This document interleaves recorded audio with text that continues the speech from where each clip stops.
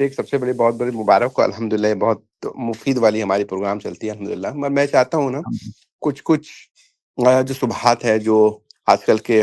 فتنہ پرست لوگ پھیلاتے ہیں، اس کے اوپر اگر ہماری بات اس سسٹم سے بھی آ جائے تو انشاءاللہ عوام پہ تھوڑی زیادہ فائدہ ہوگا۔ جیسے کہ اب مسلم شریف کی وہ حدیث ہے کہ آپ صلی اللہ علیہ وسلم نے فرمایا کہ آپ معاویہ رضی اللہ تعالیٰ کا پیٹ کبھی نہ بھرے۔ اس سلسلے میں پھر وہ ابو داؤد سے حدیث لاتے ہیں، کہتے ہیں کہ ان کو ایسا پیٹ بھر گیا تھا، وہ بیٹھ کر کے منبر میں خطبہ دینے لگے تھے۔ تو یہ سب اس کال کے انشاءاللہ آپ جواب دے دیتے ہو، جزاک ٹھیک اللہ ہے خیر۔ جی شیخ، ان کا سوال یہ ہے کہ وہ جو صحیح مسلم کی حدیث ہے کہ اللہ کے نبی صلی اللہ علیہ وسلم نے فرمایا کہ معاویہ رضی اللہ تعالیٰ عنہ کا پیٹ نہ بھرے، یہی ہے نا سوال؟ جی شیخ۔ تو دیکھیے اس کے تعلق سے جو سب سے قدیم تشریح ملتی ہے محدثین کی، اس پر اصل میں میری ایک کلپ ہے، اگر آپ جا کے تفصیل پہ دیکھنا چاہیں، تفصیل سے دیکھنا چاہیں تو دیکھ سکتے ہیں۔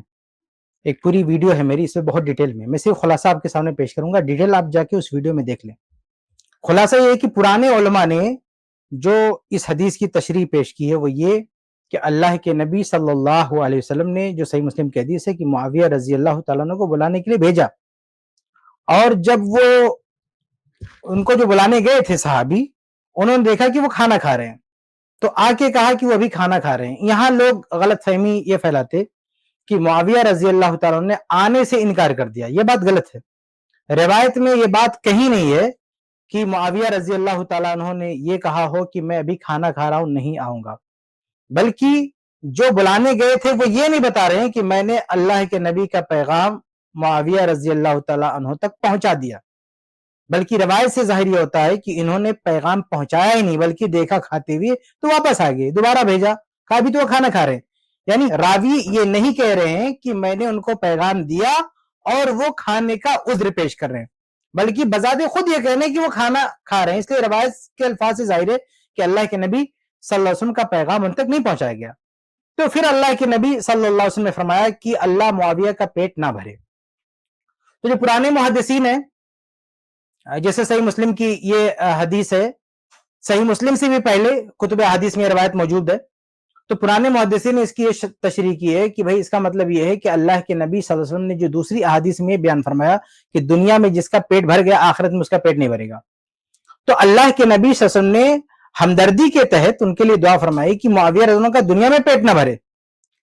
کیونکہ اگر پیٹ بھر گیا تو آخرت کی نعمتوں سے وہ محروم ہو جائیں گے۔ تو آخرت میں یعنی دنیا میں نہ پیٹ بھرنا یہ کوئی بد دعا نہیں ہے، یہ ایک اچھی چیز ہے، یعنی مومن کی نشانی ہے۔ شیخ البانی رحمہ اللہ سلسلہ صحیحہ میں کئی ایسے حدیث نقل کی ہیں، سنن ترمذی وغیرہ کی روایت نقل کی ہیں اور صحیح قرار دیا ہے کہ مومن کا دنیا میں پیٹ نہیں بھرتا ہے۔ تو یہ تو مومن کی علامت ہے کہ دنیا میں پیٹ نہ بھرے، تو اگر یہ دعا کر رہے ہیں اللہ کے نبی صلی اللہ علیہ وسلم تو یہ بد دعا کیسے ہے؟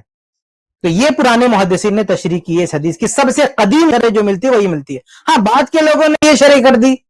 اس حدیث کی، اچھا یہ تب سے شرح موجود ہے جب صحیح مسلم لکھی بھی نہیں گئی تھی، یعنی صحیح مسلم سے پہلے، جیسے مسند ابی داؤد الطیالسی وغیرہ میں روایت موجود ہے، صحیح مسلم سے پہلے یہ روایت محدثین نقل کر چکے ہیں اور اس کی تشریح بھی کر چکے ہیں۔ صحیح مسلم میں تو بعد میں روایت جو ہے درج ہوئی ہے، اور بعد کے علماء نے یہ شرح اس کی جو ہے کرنا شروع کر دی ہے کہ اس کا مطلب اللہ کے نبی صلی اللہ علیہ وسلم کی جو وہ حدیث ہے کہ اگر میں کسی پر بد دعا دے دوں یا کسی کو برا بھلا کہہ دوں تو اے اللہ اس کے لیے رحمت بنا دے، تو اس طرح سے جوڑ جاڑ کے کہتے ہیں کہ چونکہ اللہ کے نبی صلی اللہ علیہ وسلم کی یہ دعا ہے کہ رحمت بنا دے، تو یہ اگر کوئی ایسی بات کہی بھی دی ہے اللہ کے نبی صلی اللہ علیہ وسلم نے تو یہ ان کے حق میں فضیلت ہوگی، کیونکہ اللہ کے نبی صلی اللہ علیہ وسلم نے اس کو بھی رحمت قرار دیا ہے۔ یہ بعد کے محدثین نے تشریح کی ہے، لیکن جو قدیم شرح ملتی ہے، جو قدیم، آپ میری ویڈیو دیکھیں گے اس میں پورے حوالے ہیں، کتابوں کے حوالے، صفحہ نمبر کے حوالے، پوری ڈیٹیل اس میں موجود ہے، میں صرف خلاصہ پیش کر رہا ہوں کہ پرانی جو سب سے قدیم شرح اس حدیث کی، جو سلفی آپ کہہ دیے کہ سلف میں سب سے پہلے جو شرح ہم کو ملتی ہے وہی ملتی ہے کہ اللہ کے نبی صلی اللہ علیہ وسلم نے جو کہا ہے وہ حقیقت پر محمول ہے، یعنی اللہ تعالیٰ ان کا پیٹ نہ بھرے تاکہ آخرت میں معاویہ رضی اللہ تعالیٰ عنہ کا شمار مومنین میں ہو اور آخرت میں ان کا پیٹ بھرے۔ جی، اور باقی جو دوسری بات آپ نے کہی کہ اتنا جو ہے ممبر پر جو ہے کیا کہتے ہیں پیٹ نکل گیا تھا، یہ ہو گیا تھا، اور وہ جو ہے ممبر پہ کھڑے ہو کے خطبہ نہیں دے پا رہے تھے اور بیٹھ کے خطبہ دیتے تھے، تو میرے بھائی اس سے یہ کہاں صاحب اس روایت میں یہ کہاں کہ پیٹ نکل گیا تھا، ان کو کمزوری تھی، کمزوری کی کئی شکلیں ہو سکتی ہیں، بھائی عمر کی یعنی ایک آدمی کی عمر زیادہ ہو گئی, کسی طرح کی کوئی بیماری ہو گئی, کوئی مسئلہ ہو گیا, اس کی وجہ سے جسم کمزور ہو گیا, بہت ساری وجوہات ہو سکتی ہیں کہ آدمی کھڑے نہیں ہو سکتا بیٹھ کے خطبہ دے رہے, لیکن یہ کہ پیٹ نکل گیا تھا تو اس کی کوئی دلیل نہیں ہے. اچھا, ایک زاویہ سے اور بھی علماء نے جواب دیا. شیخ نے تو ایک زاویہ بیان کر دیا, ایک زاویہ سے یہ بھی جواب دیا علماء نے کہ بعض مرتبہ عربی زبان میں بظاہر ایسے کلمات کہے جاتے ہیں جن سے ظاہر یہ ہو رہا تھا کہ وہ بد دعا ہے,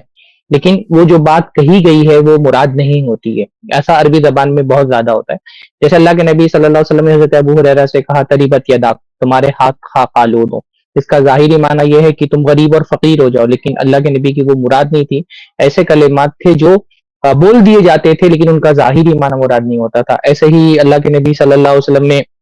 حضرت ابو ذر سے کہا ثقلت کا امک, تمہاری ماں تم کو گم کر دے. بظاہر اس سے یہ لگتا ہے کہ ان کو موت کی دعا دی, لیکن وہاں پہ وہ جو ظاہری الفاظ ہے وہ مراد نہیں ہے. تو عربوں میں اس طرح کے بہت سارے کلمات دعائیہ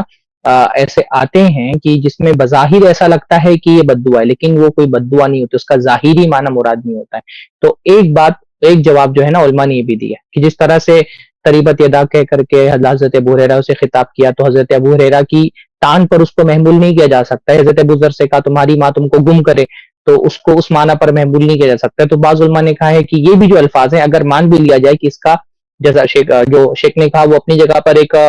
سادہ راجع بات ہے, لیکن ایک بات یہ بھی کہی گئی ہے کہ اگر اس کو ظاہری معنی پر محمول مطلب مان بھی لیا جائے کہ اس کا ظاہری معنی میں کوئی عیب والی بات ہے, تو بھی یہ کلمات ان کلمات میں سے ہے جن کو بول کر کے ان کا ظاہری معنی مراد نہیں لیا جاتا ہے. ایک جواب علماء نے بھی دیا ہے اس کا.